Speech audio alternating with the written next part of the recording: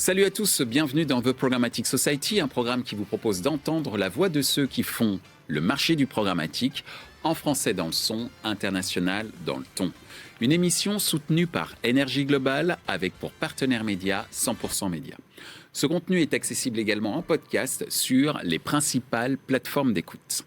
Cette semaine, notre thème est le suivant, l'audio peut-il être créatif ? Avec l'évolution constante de la technologie et des habitudes de consommation, il est devenu essentiel pour les professionnels du marketing digital de comprendre comment tirer parti du pouvoir de l'audio pour créer des expériences mémorables et engager leur public de manière novatrice. Nous avons tous déjà été touchés par une publicité radio ou un jingle accrocheur qui reste en tête pendant des jours. Mais qu'en est-il des opportunités offertes par les nouveaux formats audio émergents tels que les podcasts, les assistants vocaux et les plateformes de streaming musical. Comment pouvons-nous exploiter ces canaux pour créer des campagnes publicitaires percutantes et captiver les auditeurs de manière unique ?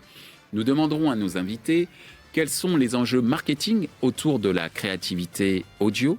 Quelles sont les campagnes audio qui, selon nos invités, ont fait preuve de créativité audacieuse ces derniers mois ? Et quelles sont les nouvelles tendances créatives que l'on pourrait voir émerger dans les années à venir ? Nos invités cette semaine, Anne-Sophie Nectou de Énergie Globale, Mathieu Lecane de Nielsen TVTY, Mathieu Sirot de Gulfstream Communications.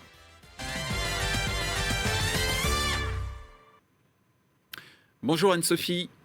Bonjour Michel. Bonjour Mathieu en duplex. Bonjour. Mathieu Sirot. Et nous avons un deuxième Mathieu, Mathieu Lecane, ici même sur le plateau. Bonjour Mathieu, ravi de te revoir. Bonjour Michel, ravi aussi. Aujourd'hui, nous allons parler créativité audio avec ce thème qui est l'audio peut-il être créatif ? Et toute première question pour toi, Anne-Sophie, comment définirais-tu la créativité audio ? Alors, Michel, en fait, la créativité audio, si je démarre par, je découpe les mots et que je commence par la créativité, c'est avant tout l'art de raconter des histoires, bien sûr. Ça permet de générer des émotions positives. On va dire que c'est quand même mieux que ce soit positif, qui touche en fait le cœur et la tête des différents individus. L'une des spécificités, difficile à dire, de l'audio, c'est bien sûr le pouvoir du son. Et le pouvoir du son, ça permet de booster l'imaginaire pour justement embarquer chaque personne dans son propre univers. Et c'est ça qui est important, c'est qu'on peut justement projeter des images en fonction du son qu'on reçoit, qui soient différentes d'une personne à une autre. Merci Anne-Sophie. Mathieu Sirot, toi qui es en duplex, même question pour toi.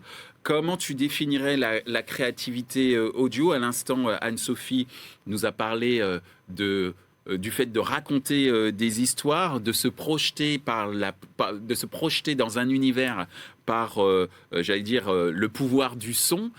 Qu'est-ce que tu dirais de ton côté, sachant que tu es en plus une agence créative ? Oui.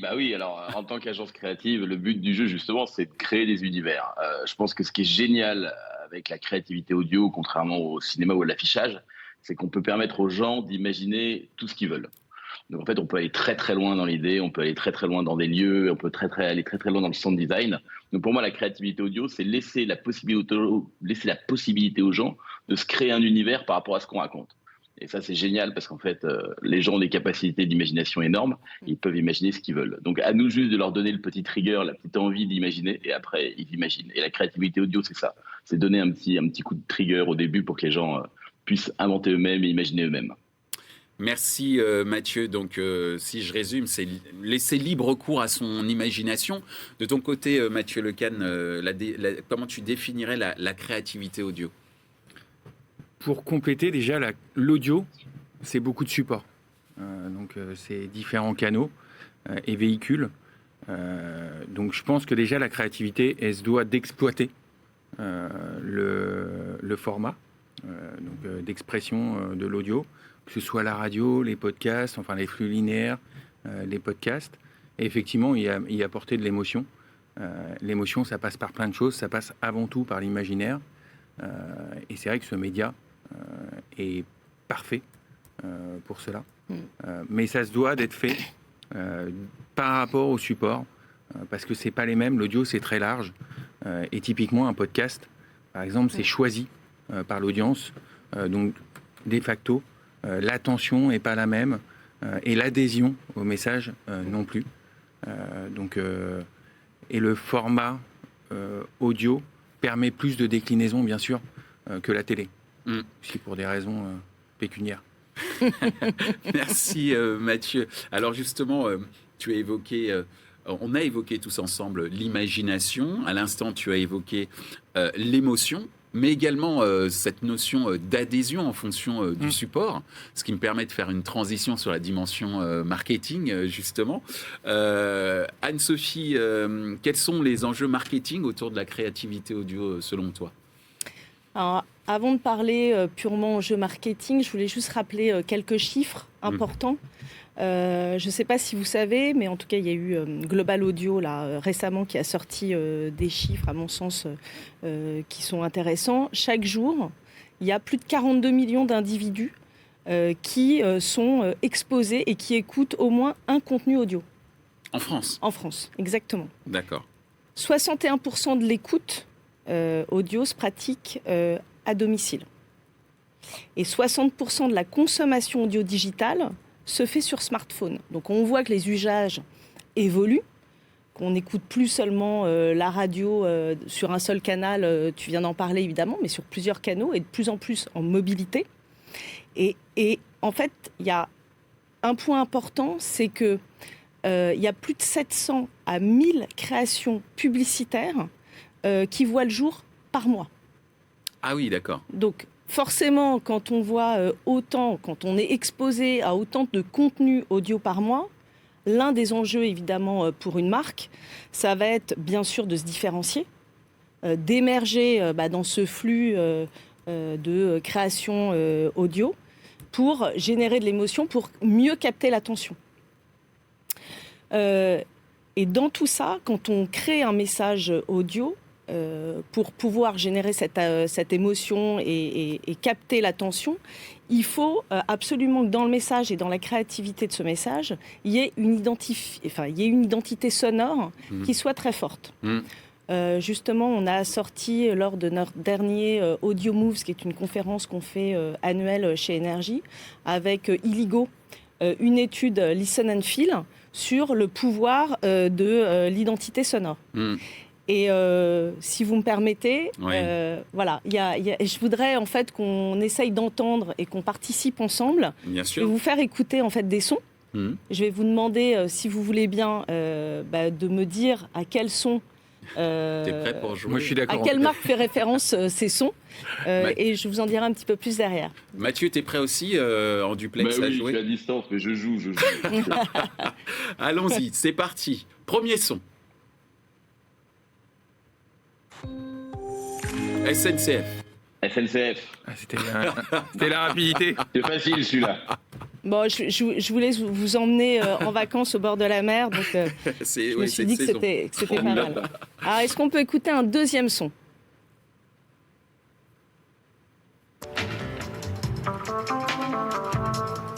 What else ? Nespresso, bien sûr. On peut faire ça toute la journée. Hein. Ouais, bon, j'avais d'autres sons en stock, mais je me suis dit que deux, c'était déjà pas mal. Drôle, moi j'aime bien. Ça me plaît.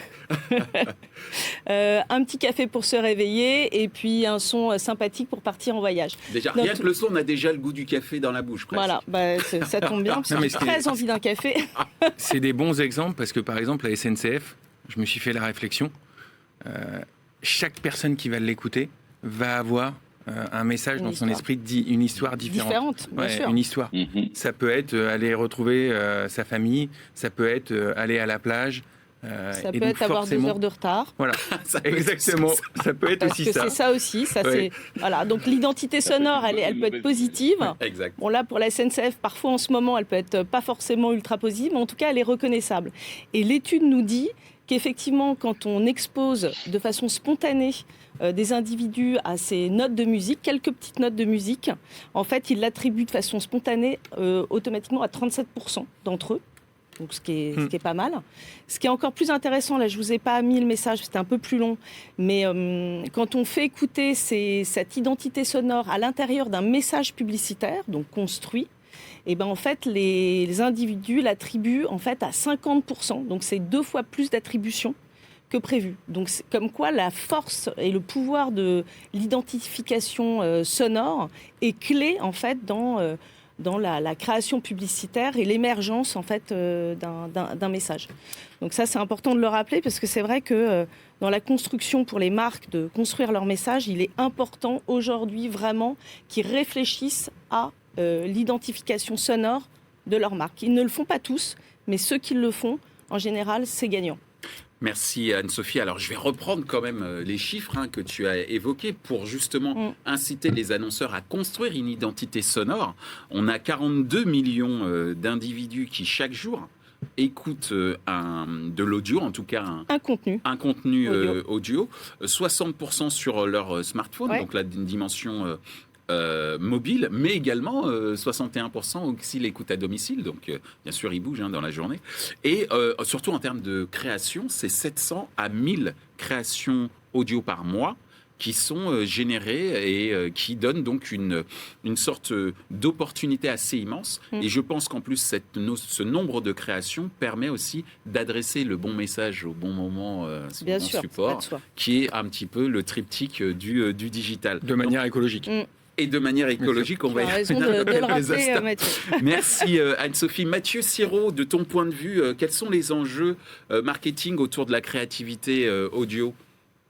Moi, il y a toujours un truc qui m'a fait marrer quand j'ai commencé la pub, c'est qu'on m'a dit une publicité, c'est comme être invité dans une fête où vous n'êtes pas invité. Mieux vaut avec une bouteille de champagne pour être sympathique et souriant. Je pense que le marketing et l'audio, c'est complètement ça. C'est que vous avez dit, il y a 600 spots par mois. Si vous arrivez avec un spot qui est une réclame, qui raconte une histoire, qui ne va pas faire entertainer les gens, qui ne va pas les faire sourire, qui ne va pas les amuser ou qui ne va pas leur faire réfléchir à quelque chose, ça ne marche pas. Donc je pense qu'aujourd'hui, le marketing, il marche parce que c'est du donnant-donnant. La personne qui écoute, elle écoute, mais elle a une écoute qui est de plus en plus... et qui n'est pas que passive, finalement. Elle nous écoute, elle nous aime, elle nous déteste. Elle nous énerve pas. Mais en fait, on se doit, nous, en tant que publicitaires, d'arriver justement avec un environnement sonore qui marque les esprits, qui fait du sens, et qui est surtout un moment de détente, un moment de plaisir à écouter. Moi, je pense que la publicité, je l'ai faite pour ça. C'est parce qu'en fait, c'est de la création très, très courte. Et je pense que c'est hyper important. C'est pour ça que moi, il y a des formats que j'adore. Je sais que les sagas, surtout en radio, par exemple, en spot radio, j'adore ça parce qu'il y a des personnages qu'on retrouve, des personnages qu'on aime à nouveau, qu'on aime plus. La grande distribution a été pas mal adepte de ce genre de saga pendant presque une décennie. Pour certains, ont retrouvé des familles régulièrement. Je repense simplement à une campagne Super U dans les années 2000 où il y avait une famille, on avait le bébé qui 10 ans après était devenu, même 15 ans après, était devenu une ado, quoi. Donc c'était assez intéressant, en tout cas, comme démarche, j'allais dire, de la part de la marque, sur le temps long. Tout à fait. Ouais. Merci Mathieu. Mathieu Lecane, de ton point de vue, les enjeux marketing autour de la créativité audio. C'est un peu ce que disait Anne-Sophie, pour moi, c'est construire une identité de marque. Et une identité de marque sur laquelle on peut jouer en tant qu'annonceur et faire écho avec différents médias. Et c'est vrai que le média radio est par excellence construit cette identité et permet des sagas ou des histoires qui vont rebondir avec les autres médias. C'est vrai que d'expérience avec ma société, il y a beaucoup plus de messages qui partent de la télé pour finir sur la radio. Et c'est vrai qu'il y a encore trop peu, je pense, de narratives partant de la radio pour rebondir sur la télé, parce que justement cette créativité qui se fait par le son active des zones du cerveau complètement différentes, c'est ce qu'on disait tout à l'heure, et rajouter l'image derrière est pour moi vraiment un plus. L'inverse est moins logique dans les faits. D'accord. Alors justement, c'est intéressant ce que tu dis. Hein. Tu dis que le regret que tu peux avoir, c'est qu'on a beaucoup de gens d'annonceurs qui font de la télé et qui essayent de reproduire en radio les sons qu'il y a à la télé, alors qu'en fait, il faudrait faire l'inverse. Parce qu'on a parlé d'imaginaire tout à l'heure, d'émotion, de projection de la part de l'audience. Je ne sais pas s'il faudrait faire l'inverse. Ouais, En fait, non, je pense que ça se construit comme ta plateforme de marque, Ok. tu l'as construit, voilà. C'est ça. En fait, il faut réfléchir au démarrage, en fonction des insights, etc. Ok. que tu auras, Je comprends. à quel message, en fait, doit être raconté, enfin, quelle histoire doit être racontée sur quel canal. Mais ça doit se faire en même temps. D'accord. Ok. C'est en fonction de... Et je Enfin, dis là, ça humblement parce que je suis ni annonceur, ni agence créa. ouais. Alors justement, puisqu'on parle de campagne audio, créativité, etc., rentrons dans le vif du sujet. En termes d'exemples créatifs, même si on a déjà eu 2 exemples de création historique, mais qui démontrent la puissance sonore de certaines marques, quelles sont les campagnes audio qui, aujourd'hui, selon vous, font preuve d'une créativité assez audacieuse de ton point de vue, Anne-Sophie? Alors, moi, j'en ai 3 là qui me viennent en tête, parce que je les ai pas du tout préparés, tu vas voir, Michel. Non, il y en a une que vous pouvez en plus entendre en ce moment et qu'on entend. Alors, on parle de la grande distrib, donc on va en reparler. Ça correspond à ce qu'on vient de dire à l'instant. C'est la campagne d'Aldi. Qui a été faite par TBWA, leur agence créative de pub. Je ne sais pas si vous l'avez entendu ou pas à la radio ces derniers temps, qui est l'histoire de Cendrillon. Donc ça, ils en ont fait une copie télé, ils en ont fait aussi une copie audio, qui décline un petit peu sur tous les supports. Et ce qui est intéressant dans cette campagne Aldi, c'est que justement, il y a un système de visuel transfert finalement. Pour ceux qui ont vu la copie télé, en fait, quand ils écoutent le message radio, ils peuvent tout de suite reprojeter dans leur imaginaire ce qu'ils ont vu ou ce qu'ils n'ont pas vu. Mais c'est vrai que Cendrillon, ça parle à tout le monde. Donc, tout de suite, on se projette. Et puis, il y a le côté histoire. Il était une fois, en fait, qui permet d'un seul coup, dans un flux publicitaire, de faire une rupture, une pause, finalement, dans le flux de messages qui existe et qui interpelle, du coup, forcément, l'auditeur, donc, qui active la mémorisation et le souvenir publicitaire. Donc ça serait, on va dire, mon premier exemple, qui fait partie d'une campagne créative intégrée, je dirais. Le deuxième exemple, c'est, t'en parlais tout à l'heure, Mathieu, c'est le podcast, qui est effectivement dans un format plus long. Mais que l'auditeur choisit, donc c'est lui qui va vers le message et c'est pas le message qui vient à lui. Donc là, c'est une vraie rencontre qui se fait entre la marque finalement et l'individu et l'auditeur. Et on a un exemple là en ce moment chez Énergie avec la marque Chéri FM. Où on a réalisé et produit le podcast pour Arco Pharma, donc c'est la saison 2, parce qu'on a déjà fait une première saison qui a bien marché, et la saison 2 sur le pouvoir des plantes. Je vous propose... Oui, pardon, excuse-moi, effectivement, on va écouter un exemple de ce petite podcast. bande-annonce, pour vous donner envie d'aller l'écouter. On joue plus du coup. Ah non, là on joue plus. Non, là il faudra aller l'écouter. En régie, quand vous voulez. Arco Pharma, ouais. Ils suivent pas.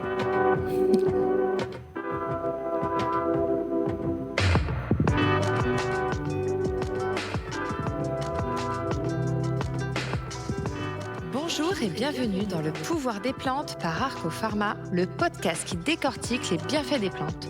Konjac, bourrache ou encore vigne rouge, vous saurez tout de ces plantes qui ont tout pour devenir nos meilleurs alliés à condition de les comprendre et de les connaître.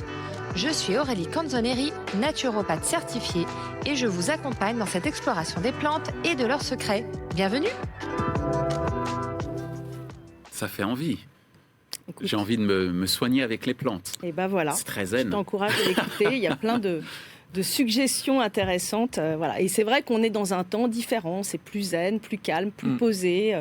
On est en immersion avec ce message. Donc, c'est ça aussi, le podcast. Ça permet ça. Après, il y a un troisième exemple que je tiens à vous partager un peu en exclusivité, on va dire.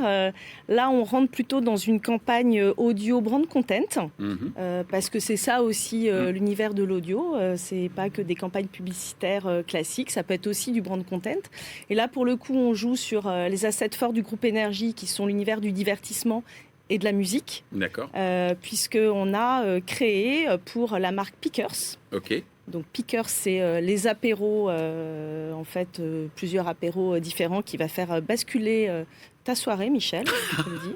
Je ne savais pas quoi faire ce soir. Bah voilà, tu vas voir. Un Pickers, c'est hop, c'est reparti, c'est magique. Et donc on a créé un artiste.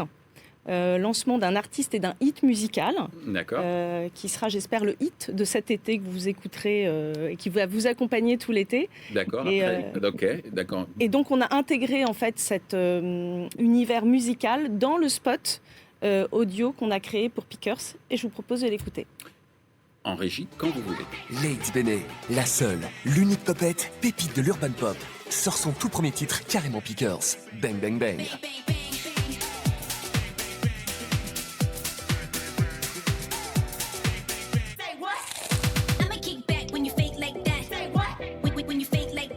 Bang Bang Bang par Lady Béné. À retrouver dès maintenant sur vos plateformes d'écoute avec Pickers.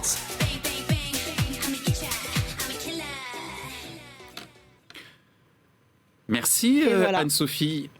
Pickers, tu peux nous rappeler ce que c'est en termes de produits, services Alors, c'est le groupe McCain. Ok. Pickers, c'est des petits apéritifs, en fait, des espèces de mozzarella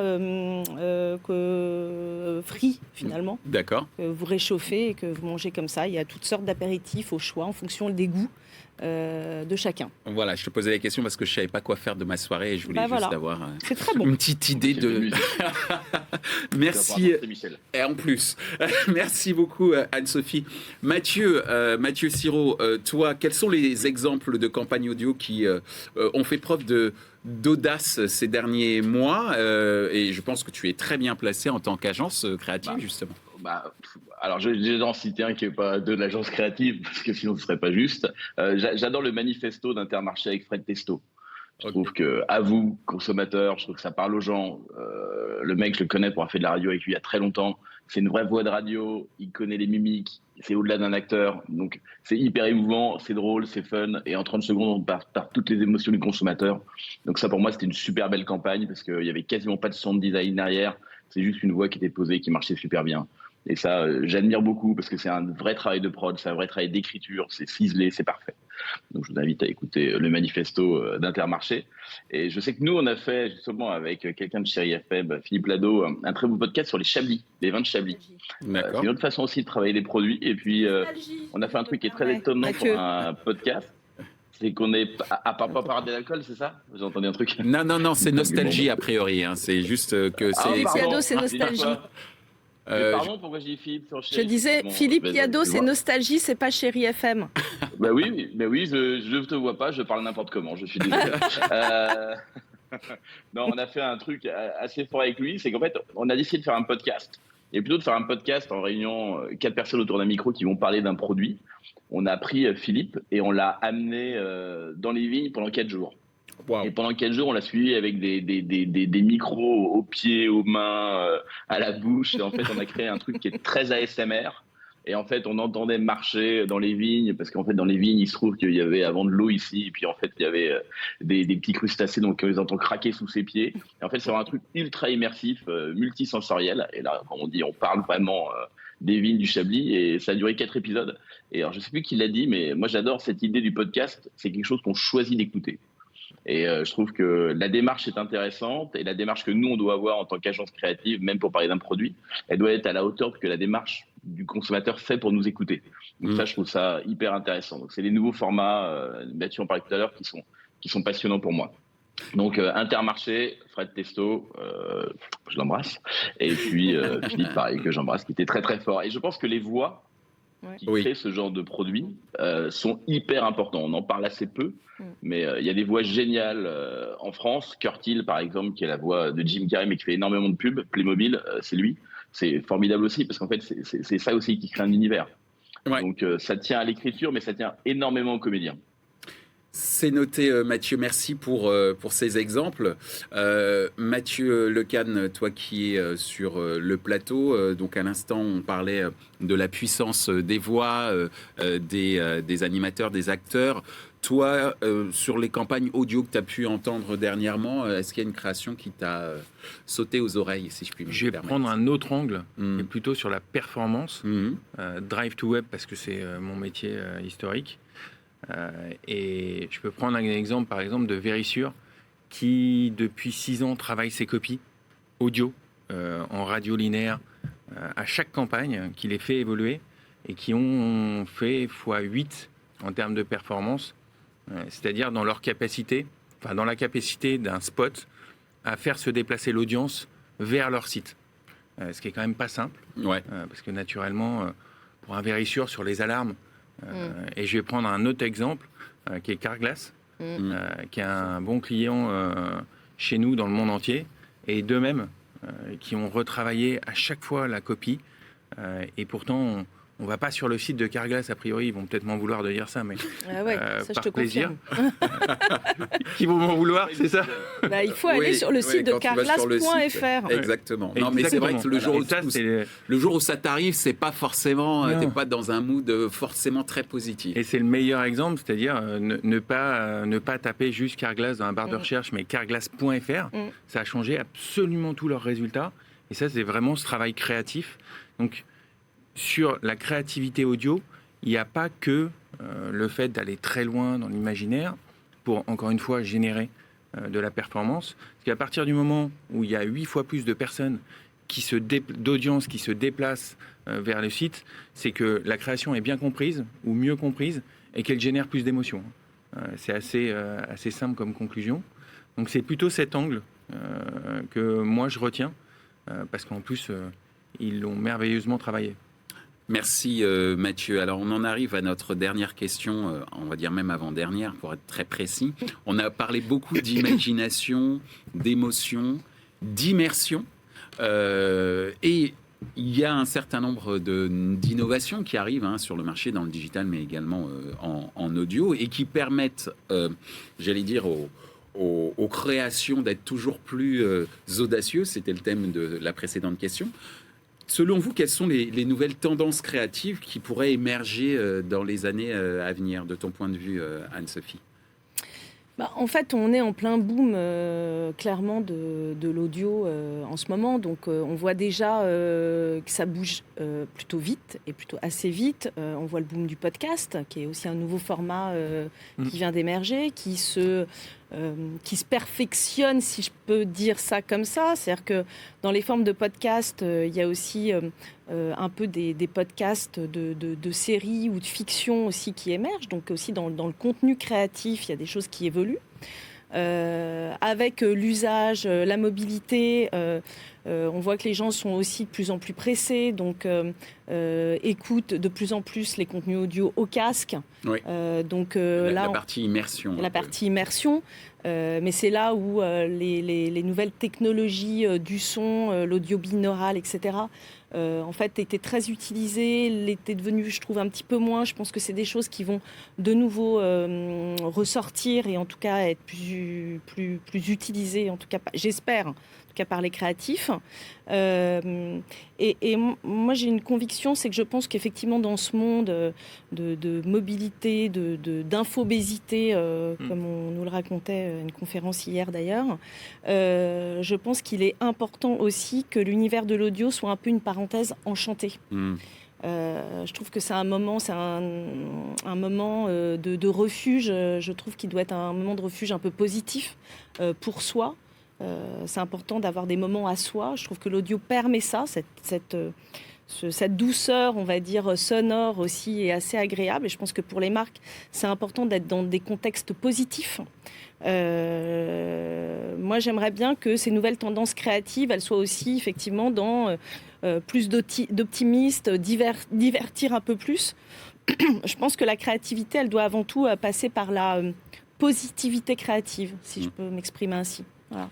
Eh bien, on va retenir ce mot, positivité créative, à travers l'optimisme, le divertissement, deux autres thèmes que tu as évoqués. Mathieu Sirot, de ton point de vue, quelles sont les nouvelles tendances créatives que tu vois émerger pour les années à venir, voire peut-être pour les mois à venir?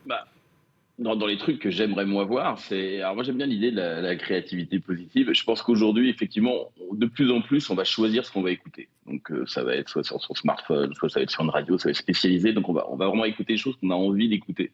Donc quand on a envie d'écouter quelque chose, on a envie d'y passer un peu plus de temps. Donc le format peut vraiment varier aujourd'hui. C'est plus des formats obligatoires, c'est plus des formats bloqués. En revanche, je trouve qu'on est encore un peu à la traîne sur tout ce qui est effectivement série audio, histoire audio, histoire racontée audio. Je pense que l'imaginaire peut faire des belles choses. Je pense que les marques aussi peuvent s'engouffrer là-dedans. Je pense que les marques ont des choses à raconter ou à sponsoriser ou à proposer dans leur univers. Et je pense que on a eu une grande vague qui est arrivée un peu avec la partie ASMR qui a un peu fait rire tout le monde à un moment donné, mais on a tous pris une claque en disant mince, on n'y avait pas pensé. Donc c'était super, on s'est engouffré dedans. Mais je pense qu'aujourd'hui, prendre le temps de raconter des histoires avec l'idée que les gens aient la possibilité de zapper, d'avancer, de reculer. Parce qu'en fait, c'est les gens qui ont le pouvoir aujourd'hui sur leur smartphone.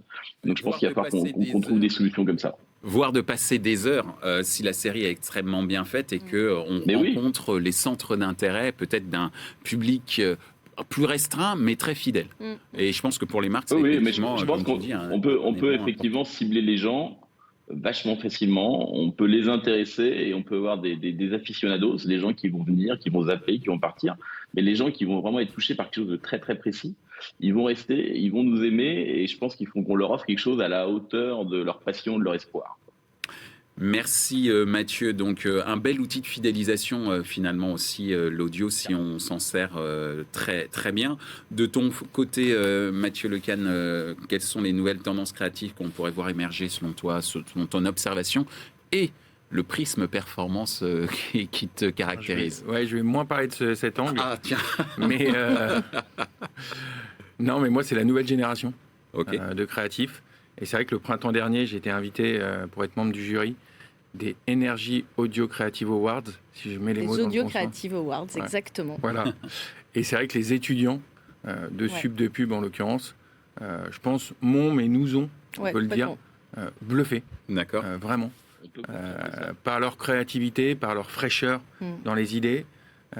Et moi qui doute de temps en temps de l'avenir de la publicité, là, clairement, ils m'ont réconcilié. Je me suis aussi dit que j'allais être vite dépassé, mais ça, c'est un autre débat, à la limite. Ensuite, il y a le lien entre la publicité et l'éditorial.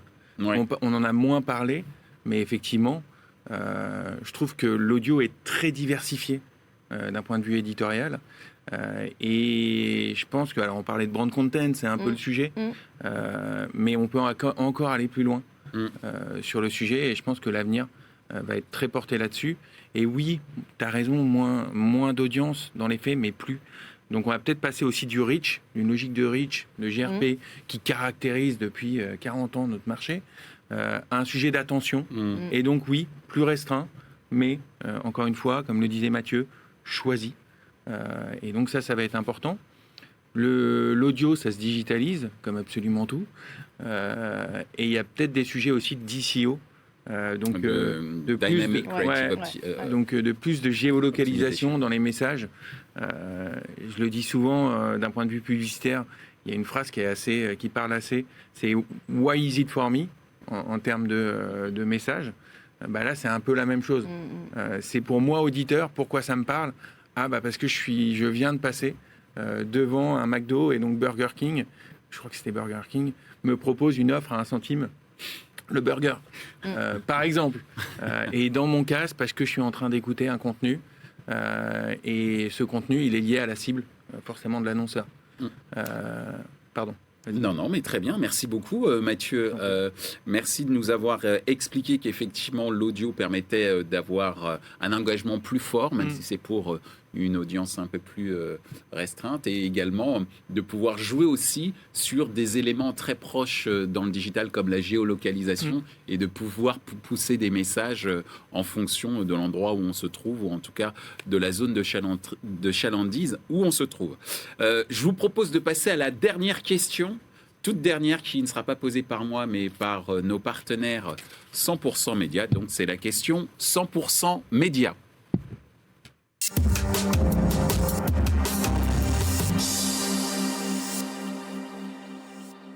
Bonjour. Pensez-vous que des outils d'intelligence artificielle comme ChatGPT, par exemple, pourraient demain aider à développer la créativité des campagnes audio? Merci. Alors, tu as 60 secondes, ma chère Anne-Sophie, pour répondre à cette question. Ouais. Intelligence artificielle et créativité audio. Top chrono. Vaste sujet, surtout un beau sujet actuel. Alors, la question était sur développer la créativité audio avec ces outils-là. Je pense que on ne peut pas opposer humain et intelligence artificielle. Je pense qu'il faut un mariage en fait des deux. La créativité, elle passe aussi par, justement, on l'a vu là tout à l'heure, par tout ce qui est réflexion, pouvoir de l'imaginaire.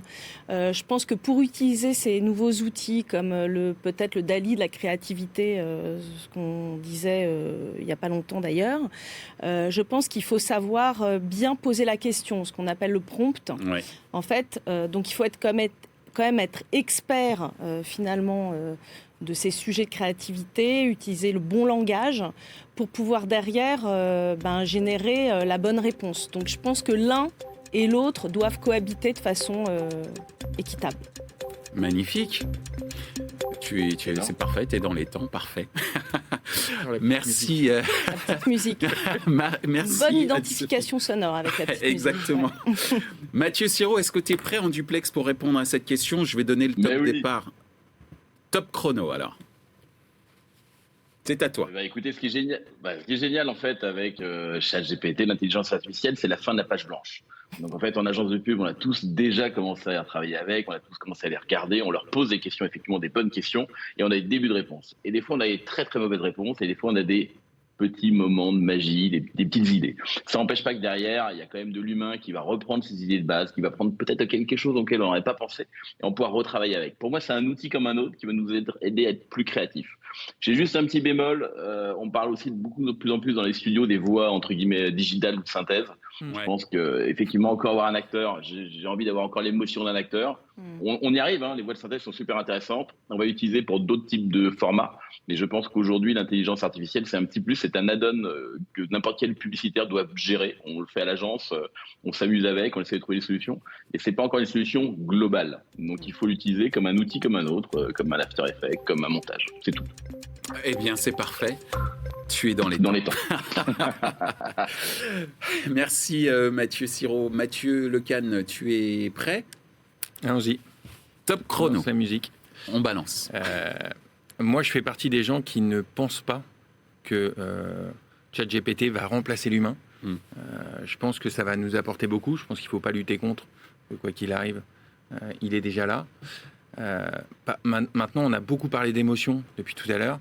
Et même si vous demandez à ChatGPT, je vous invite à le faire, s'il peut remplacer l'humain, il va vous répondre que justement, il n'a pas cette capacité.